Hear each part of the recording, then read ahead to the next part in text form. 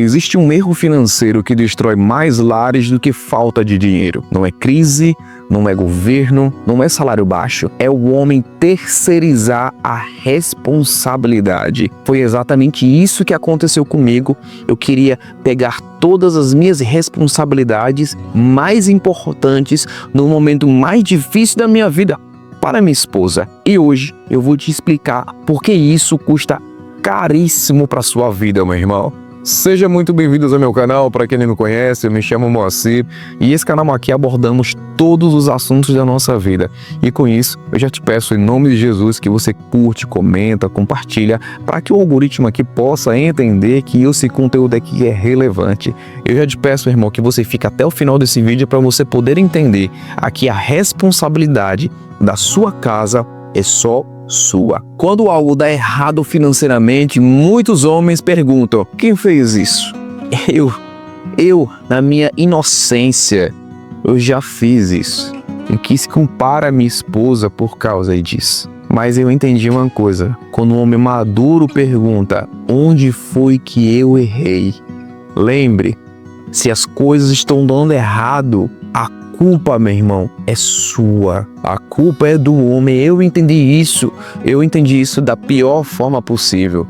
Foi nas crises. Foi nas crises, porque quando você começa a terceirizar suas decisões, você está terceirizando o futuro da sua família. Foi isso que eu entendi antes que tudo desmoronasse. Quando eu percebi que eu estava colocando as maiores decisões por falta de conhecimento, e principalmente emocional, espiritual, financeiro e físico, eu queria colocar tudo isso para minha esposa, tudo isso.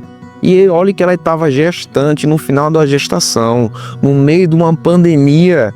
Eu queria colocar todas essas responsabilidades em cima dela, porque eu estava fazendo outras coisas, eu estava gerindo a empresa, estava vendo fornecedor, vendo funcionário, tentando pagar as contas, mas a tomada de decisão estratégicas eu estava colocando para ela no momento mais difícil da vida dela.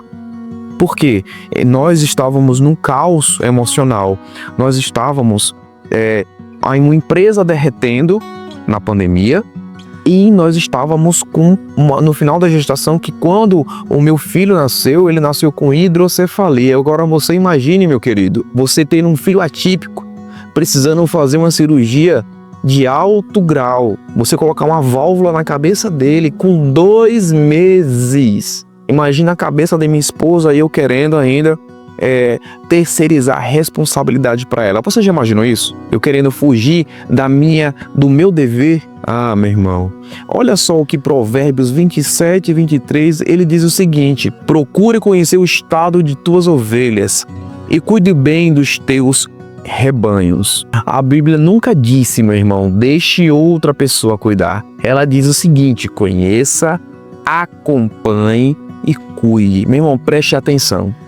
Quando o homem ele não sabe quanto entra e quanto sai, em todas as áreas aqui eu estou falando, mas eu vou ser específico, ser mais financeiramente, ele não está liderando. Eu estou falando de mim, eu não estava liderando a minha empresa. Eu estava torcendo para dar certo. Que as coisas que ela falava e eu operava dessem certo. Por quê? Como a nossa empresa ela estava derretendo, o caixa estava praticamente zerado já.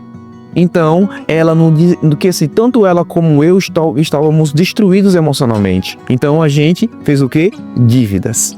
Nós fizemos muitas dívidas para poder sair daquela situação que nós encontrávamos. E outra coisa, se desse certo, tudo bem. Mas se desse errado, eu estava assim, já querendo culpar ela. E não é isso, meu irmão, que você tem que fazer. Você tem que entender, conhecer como funcionava, acompanhar todo o processo e cuidar daquilo que estava dando certo. Eu não fiz isso porque, mais uma vez, a empresa quebra por causa do seu emocional. É o CPF que quebra a empresa. É o CPF que vai fazer os empréstimos. É o CPF que vai cuidar de todo o processo.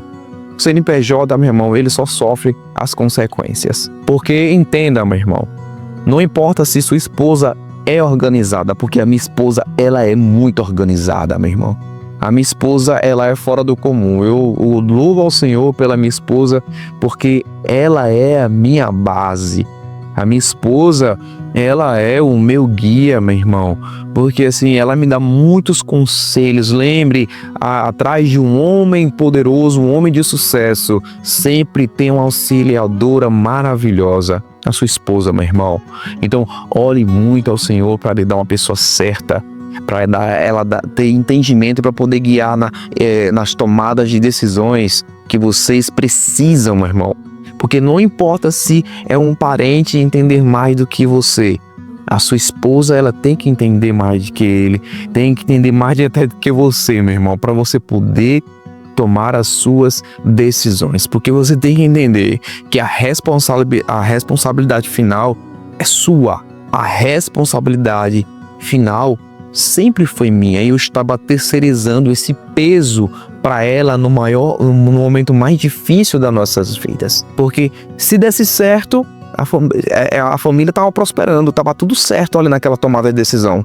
Mas se der errado, foi o que deu errado ali, a gente sofreu, irmão. Nós sofremos muito, foi muito doloroso, né? Porque assim, nesse período de furacão, de pandemia, eu passei 5 meses longe da minha família. Eu precisei, falei, eu vou fechar essa loja.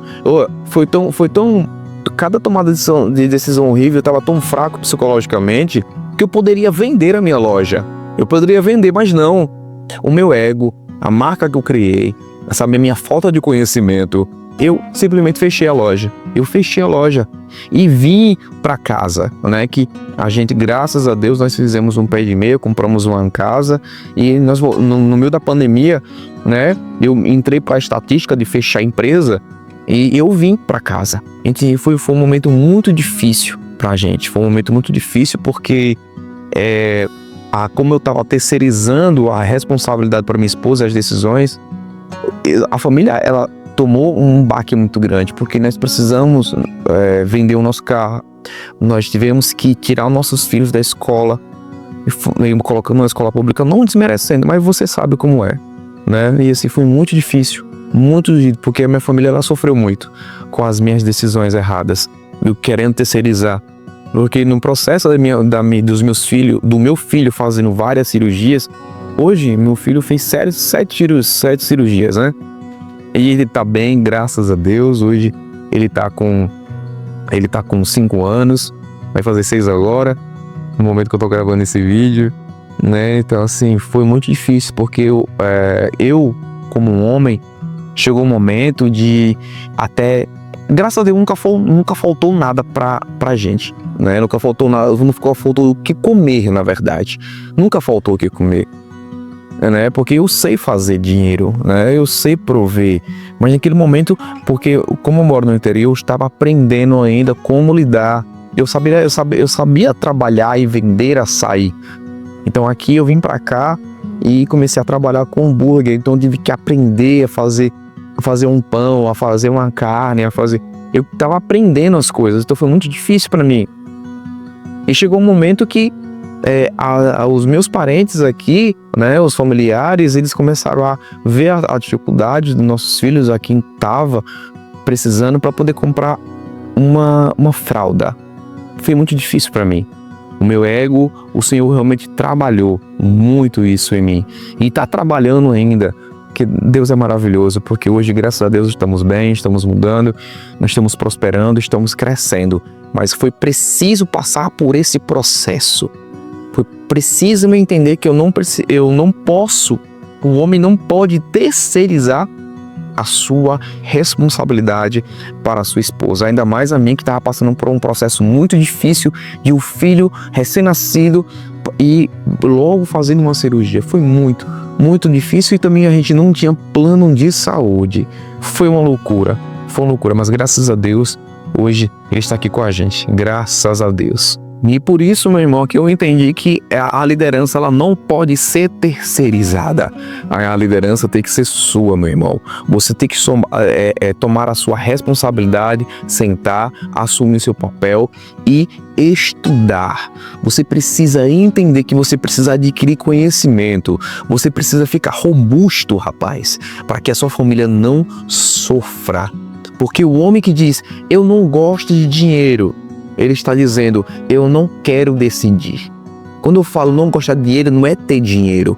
É você saber fazer dinheiro, multiplicar dinheiro, adquirir dinheiro. Você precisa ser ambicioso, rapaz, porque você não querendo aprender essas coisas, você está tomando uma decisão de não dar o futuro melhor para os seus filhos, para a sua esposa. Você saber fazer dinheiro é maravilhoso, porque a educação financeira não é você gostar de números, rapaz. Não é isso, é você entender que cada decisão sua vai impactar poderosamente em seus filhos. E na sua esposa, você vai ter tempo de qualidade com seus filhos, você vai ter um carro melhor para os seus filhos, ou ter um carro, na verdade, né?